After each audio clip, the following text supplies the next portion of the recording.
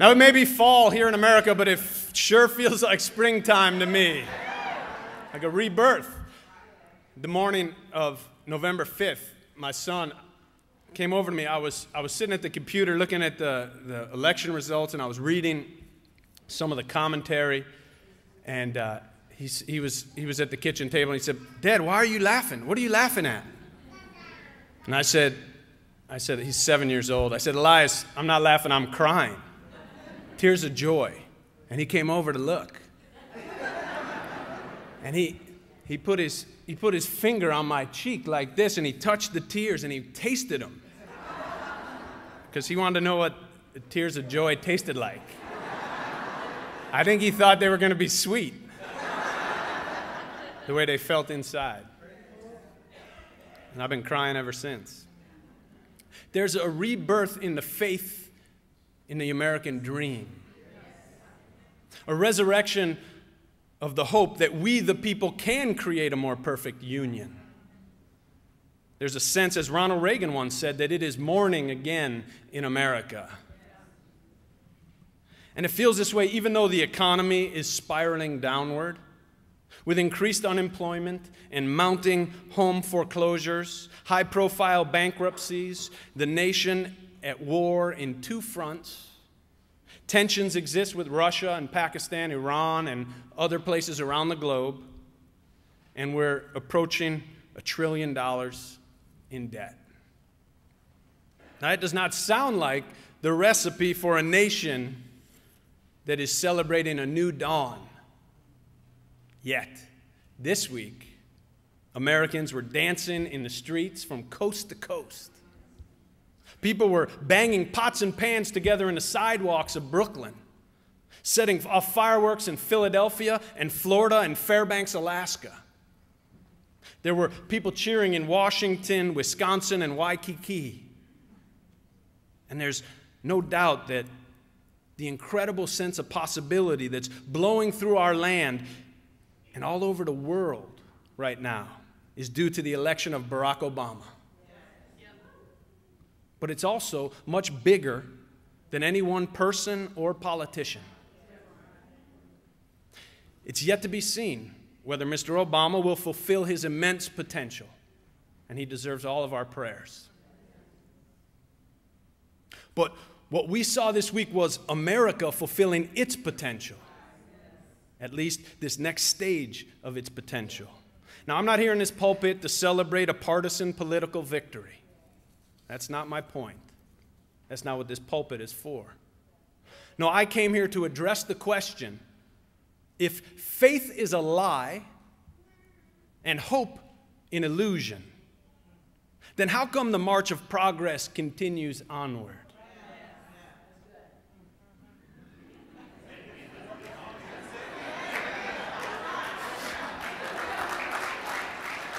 The question is, if faith is a lie and hope an illusion, then how come the march of progress keeps going forward?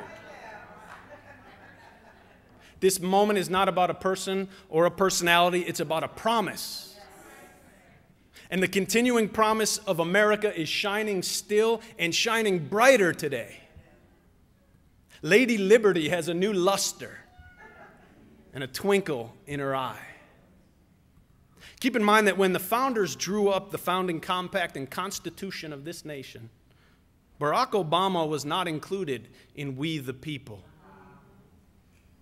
He was not considered a whole person in the eyes of the law. Black men and women were still mostly seen as property and were forbidden to own property. As Dr. Martin Luther King Jr. said, only 40-some years ago, when the architects of our republic wrote the magnificent words of the Constitution and the Declaration of Independence, they were signing a promissory note to which every American was to fall heir. This note was a promise that all men, yes, black men as well as white men, would be guaranteed the unalienable rights of life, liberty, and the pursuit of happiness. It is obvious today, King said, that America has defaulted on this promissory note insofar as her citizens of color are concerned. Instead of honoring this sacred obligation, America has given the Negro people a bad check, a check which has gone back marked insufficient funds. And now, today, even with our banks in crisis and our nation in debt, America has finally found the funds to make good on that old promissory note. It's been a long time coming. The election marks the beginning of the end of a long period of pain, indignity, and injustice for African American people and for so many others of us. And it's now inevitable that one day soon we'll have a woman president in the White House. Yeah, that's true. It's a reaffirmation of the most basic American ideals, ideals that are founded in hope and faith. With the election of George Washington in 1789, an ever-evolving process began. It was a process grounded in hope and in a faith in democracy and liberty and justice for all. The American Revolution was founded on such hope and faith. The Civil War was won with such hope and faith. And it was with such hope and faith that countless people endured mobs and dogs and fire hoses and enslavements and lynchings and families wrenched apart and times when the blood seemed like it might never stop flowing. It was with faith and hope that almost defies imagination that African Americans have held fast to the promise that is America. But hold fast. Hold fast. We all need hope, and we all need faith. But not just any kind of hope or any kind of faith. We need a hope and a faith that has the moral power to shape us and to shape our future. A hope and a faith, not in fiction or fantasy, but a faith and a hope that helps us reckon with reality. Such a faith and a hope is resurgent today because of what we've done. There's a stirring in people's hearts around the world. Obama's victory is the world's victory because it offers a new hope for the formation of respect for the other.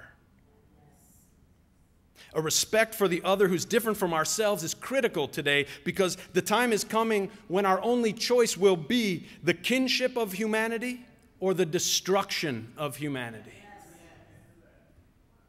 This victory offers hope that in America, anything is possible. That a person who comes from little financial means, who is raised outside of the streams of power and wealth, through education and dedication, has a chance to create a new life and to attain a position of prominence and power and prestige. And there's no better weapon to defeat terrorism than for America to truly embody its ideals.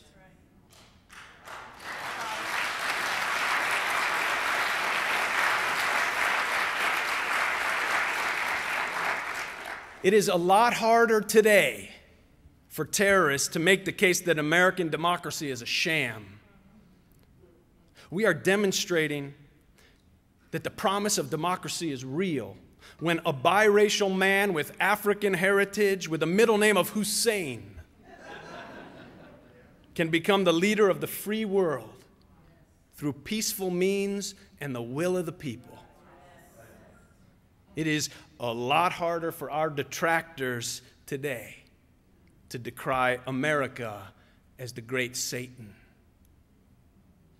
It sends a powerful signal that democracy and liberty promise opportunity that violence and insurgency cannot.